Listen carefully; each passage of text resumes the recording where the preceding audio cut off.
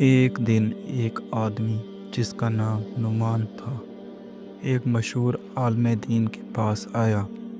وہ بہت پریشان لگ رہا تھا۔ حضرت، میں بہت غصے والا انسان ہوں، معمولی بات پر جھگڑ پڑتا ہوں، گھر والے، دوست سب مجھ سے دور ہو گئے ہیں، مجھے کوئی حل بتائیں۔ بیٹے، میں تجھے نبی کریم صلی اللہ علیہ وآلہ وسلم کی ایک حدیث سناتا ہوں۔ ایک شخص نے ہمارے پیارے نبی حضرت محمد صلی اللہ علیہ وآلہ وسلم سے عرض کیا، مجھے نصیحت فرمائیں۔ آپ صلی اللہ علیہ وآلہ وسلم نے فرمایا، غصہ نہ کرو۔ کیا صرف اتنی سی بات کافی ہے؟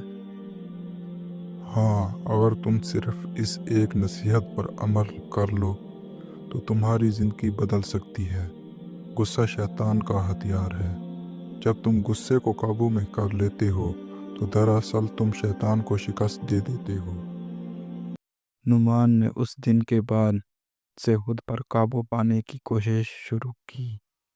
جب بھی غصہ آتا وہ حدیث یاد کرتا، غصہ نہ کرو۔ آہستہ آہستہ اس کا رویہ بہتر ہونے لگا اور گھر والے بھی اس سے دوبارہ عزت دینے لگے۔